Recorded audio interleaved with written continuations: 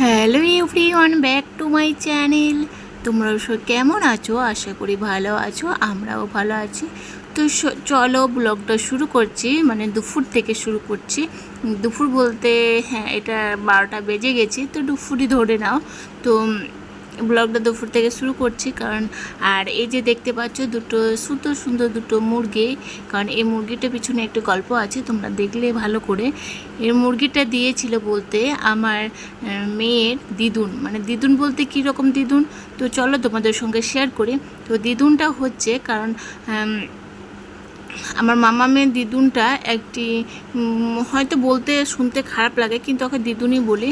মানে হয় না চাল গ্রামগঞ্জে চাল নিতে আসে, যেটা হোক বলে আমরা ফকির। তো সেটা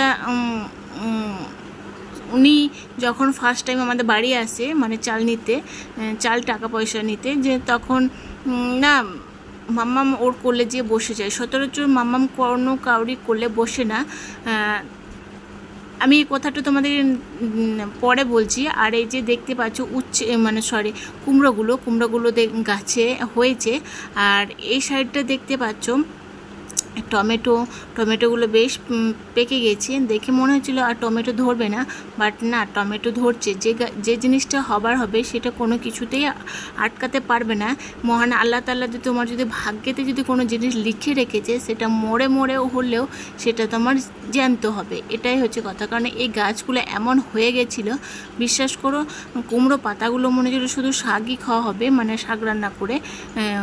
মনে হচ্ছিল না যে কুমড়ো ধরবে। তো এই কুমড়োগুলো এত বড় বড় কুমড়ো ধরেছে, তোমরা নিজের চোখে দেখে নাও। মানে এত সুন্দর কুমড়োগুলো ধরেছে, দেখে লোভনীয় লাগছে, বা কেটে খেয়েও নিয়েছি একটি। আর যেহেতু আমরা সবাইকে নিয়েই চলাফেরা করি, তাই প্রতিবেশী দিকেও, পাড়া প্রতিবেশী দিকেও, ওনাদিকেও দিয়েছি কুমড়ো। যেহেতু বাড়ির একটি সবজি বা ফল বলতে পারো, ফল তো হবে না, এটা সবজি। ফল কথাটা বললাম কারণ যখন আমাদের কোনো বাড়ির কোনো কিছু আম বা আরও কিছু যদি কোনো ফল ধরে থাকে, সেগুলোও কিন্তু দেওয়া যায়। আর এই যে তোমাদের যখন পেঁয়াজ লাগিয়েছিলাম, আমার নেক্সট কোনো ব্লগে তোমরা দেখতে পাবে, মানে অনেক আগেকার ব্লগগুলো যদি তোমরা খোঁজ খবর নিয়ে থাকো, দেখতে পারো যে আমরা কতজন মিলে আমরা এই পেঁয়াজগুলো কত এনজয়ভাবে লাগিয়েছিলাম। বাট এই পেঁয়াজগুলো ডেফিনেটলি ভালোভাবে হয়ে গেছে, এবারে তোলার পালা। আর আমার এই যে গাড়িটা দেখতে পাচ্ছ, এই গাড়িটা আমার যখন বিয়ে হয়েছিল তখন আমার আব্বু আমাকে দিয়েছিল, ওই 4 চাকাটা। তা আর এই তিরপলটা, মানে এই কভারটাও, কভার নয়, এটা বড় তিরপল। তো আমার আব্বুর বাড়ি থেকে যখন গেছিলাম তখন নিয়ে এসেছিলাম এটা ঢাকার জন্যে।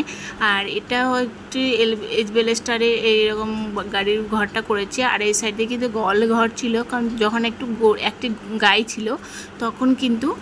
আর এই তিরপলটা কিন্তু অনেক দিন আগে এটা প্রথম দিয়েছিল, কারণ এটা নষ্ট হয়ে গেছে বলে এটা এখানে রেখে দিয়েছি, কারণ এটা ফেলে দেবে বলে। আর এই গাছগুলো দেখো রৌদ্রের মধ্যে একদম কেমন লেটকে গেছে গাছগুলো। তো ফুলগুলো তো হয়েছে। আর হ্যাঁ, তোমাদের সঙ্গে বলা হলো না যে মন থেকে যদি কিছু চাওয়া হয় কিন্তু সত্যি সে পায়। মানে একটি রক্তের সম্পর্কে নেই, কিন্তু এত মায়া, এত মমতা, এমন সম্পর্ক আছে, রক্তের সম্পর্ক, কিন্তু কি জিনিসটা বলো তো, ইগো জিনিসটা, ব্যাপারটা চলে আসে। আর মামা এর মধ্যে দেখো স্কুল থেকে এসেছে, এর মধ্যে কিন্তু সুইমিং পুল বানিয়ে নিয়েছে, এর মধ্যে কিন্তু গোসল করতে লেগে গেছে। তো ওই মেয়েটা যখন ভিক্ষু করতে এসেছিলো, তখন আমার মেয়েটাকে এত পরিমাণে ভালোবাসা দিয়েছিল। তো মাম্মাম ও বাড়িতে কিন্তু মুরগিটা নিজে কিনে নিয়েছে, বাট তাও মামামকে দিয়ে গেছে, যে মামাম ডিম খাবে, মুরগিটা দিয়ে গেলাম। তো শুধু কি এরকম যদি ভালোবাসা, শুধু কি দিলেই ভালোবাসা হয় তা নয়, কিন্তু কথাই আছে যে বাড়ির রক্তের আর আমাদের পাশের বাড়িতে একটি বিয়ে অনুষ্ঠান হচ্ছে। তো দেখতে পাচ্ছ এই যে প্যান্ডেল করার জন্য বাসটা টেঙেছে।